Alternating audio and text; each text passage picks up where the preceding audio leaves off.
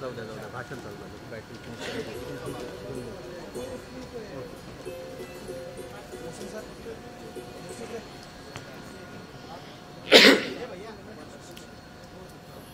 संभाजीनगर शहर पाणी पुरवठा 26 MLD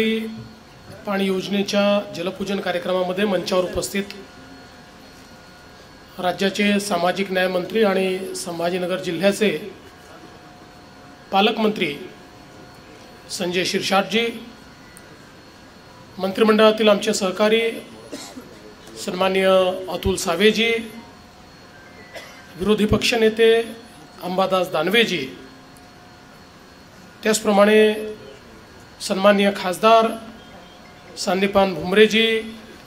सन्माननीय कल्याण काळेजी, सन्माननीय भागवत कराडजी,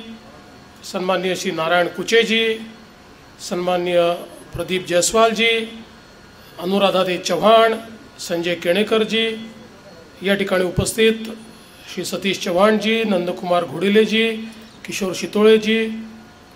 त्याचप्रमाणे उपस्थित श्रीकर परदेशी, श्री पापळकर, श्री राजेंद्र जंजाळ, श्री जी श्रीकांत, श्री वीरेंद्र मिश्रा, श्री दिलीप स्वामी, श्रीमती मनीषा पलांडे, मंचावरील सर्व मान्यवर आणि उपस्थित सर्व भगिनी आणि बंधूंनो, आज अतिशय आनंदाची गोष्ट आहे की संभाजीनगर शहर पाणी पुरवठा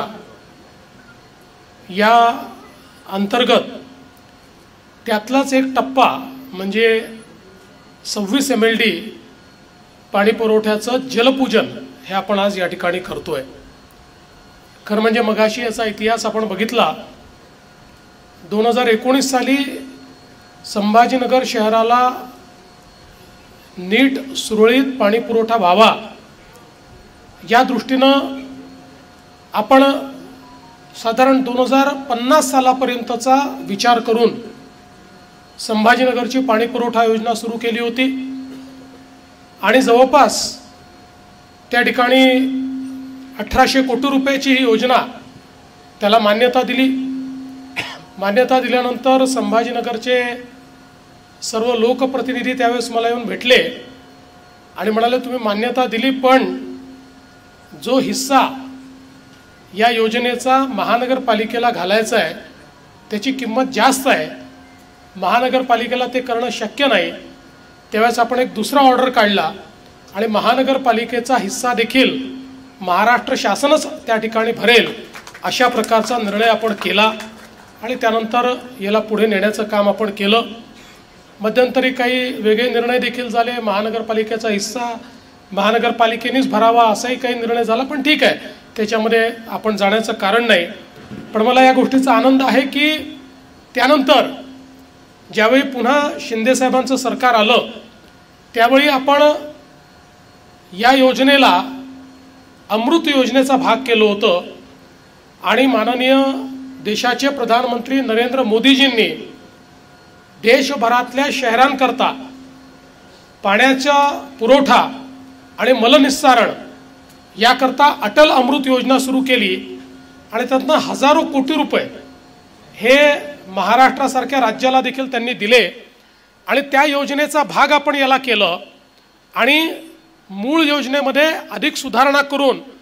56 MLDच्या ज्या काही जुन्या योजना होत्या त्याचं एक प्रकारे पुनरुज्जीवन करायचं अशा प्रकारचा निर्णय त्याच्या अंतर्गत झाला आणि एकूण सगळ्या जी काही योजना आहे त्या योजनेची कॉस्ट किंमत ही 2700 कोटी रुपयापर्यंत गेली आणि त्याचं काम हे अत्यंत वेगाने आपण सुरू केलं। आपण बघितलं असेल तर 23 पासून 25 पर्यंत 18% 82% आपण या कामामध्ये आलेलो आहोत आणि सगळ्यात महत्त्वाचं याला वॉर रूम प्रोजेक्ट आपण केला आणि वॉर रूम प्रोजेक्ट करून यातल्या ज्या काही अडचणी आहेत त्या अडचणी दूर करण्याचा प्रयत्न आपण केला। मी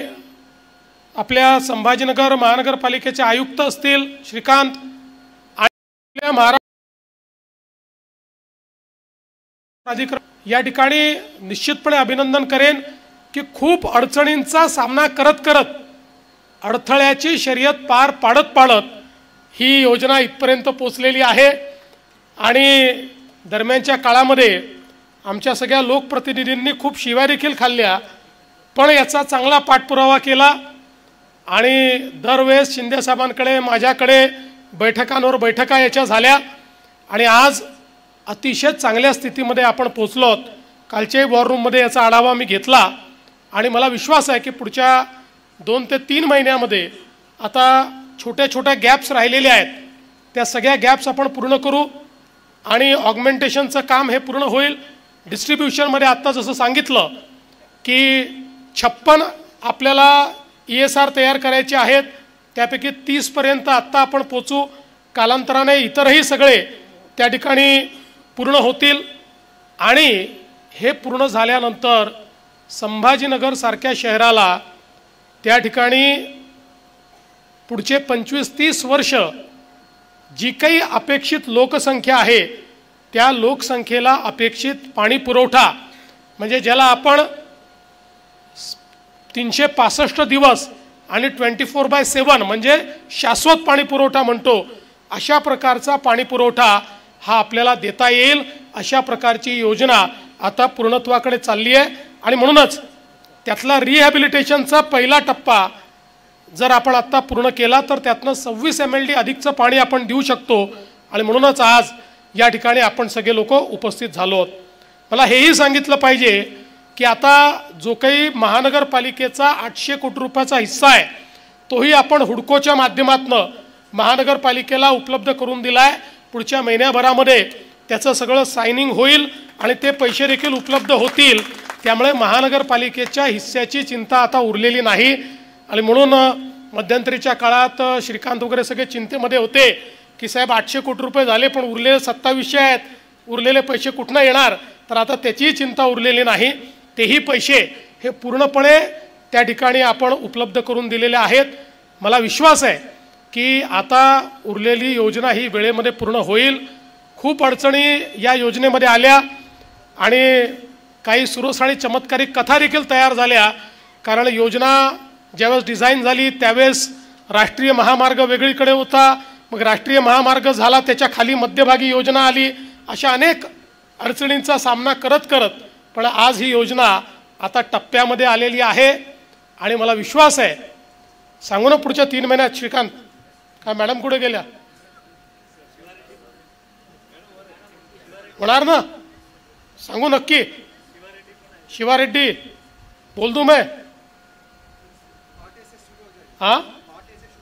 नहीं ये तो चालू होगा भाई, पूरी योजना कब चालू होगी, है बिल्कुल दिसंबर तक खत्म करो उसको, डिसेंबर पर्यंत ही योजना कंप्लीट करायची आहे। जरा त्याच्याकरता पूर्ण ताकद लावा आणि ही योजना आता राहिलंच काय, फार कमी गॅप्स राहिले आहेत तुमच्या, छोट्या छोट्या गॅप्स आहेत, त्याला पटापट पूर्ण करा आणि पुढच्या 3 महिन्यामध्ये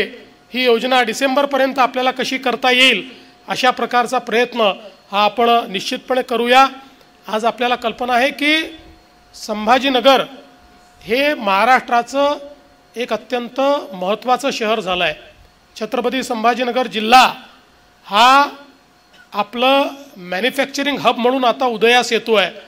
हा आपला EV हब म्हणून उदयास येतो आहे। DMIC मुळे आज मोठ्या अपॉर्च्युनिटी इथे तयार झालेल्या आहेत आणि या सगळ्याला अनुरूप अशा प्रकारचं इन्फ्रास्ट्रक्चर या ठिकाणी तयार करणं गरजेचं आहे। मला या गोष्टीचा आनंद आहे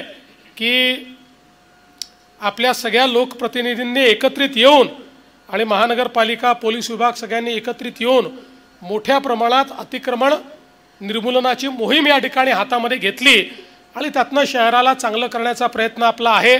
ठीक आहे, त्याच्यात काही अडचणी असतील तर त्याही दूर करू, त्याच्याकरता काही तुम्हाला ॲक्विजिशन किंवा बाकी गोष्टींकरता जर काही निधी लागला, कामाकरता जो निधी लागेल तोही आम्ही तुम्हाला निश्चितपणे उपलब्ध करून देऊ। पण मला असं वाटतं की शहराचा चेहरा बदलण्याकरता आज प्रशासन आणि लोकप्रतिनिधी एकत्रित येऊन काही स्ट्रॉंग अशा प्रकारचे निर्णय करतायत, ही पण आनंदाची गोष्ट आहे। त्यामुळे जरूर त्याला जो काही पाठिंबा द्यायचा असेल तो आम्ही राज्य शासन म्हणून मी असेल, शिंदेसाहेब असतील किंवा अजितदादा असतील, आमचा पाठिंबा हा तुम्हाला निश्चितपणे त्यामध्येही प्राप्त होईल। या शहराला एक चांगलं स्वरूप देण्याकरता आम्ही निधीची कमतरता पडू देणार नाही हा विश्वास आपल्याला देतो। पुन्हा एकदा 26 MLDचा हा प्रकल्प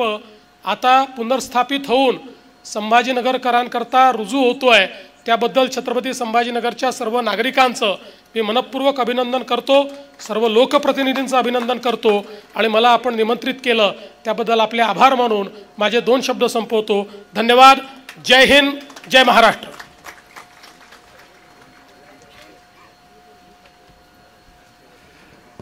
धन्यवाद सर. आमच्या शहराचं नाव बदलून छत्रपती संभाजीनगर झालं, पण आज आपल्या नेतृत्वाने आणि कार्याने आणि मार्गदर्शनाने खऱ्या अर्थाने आमच्या छत्रपती संभाजीनगरचा चेहराही बदलतोय.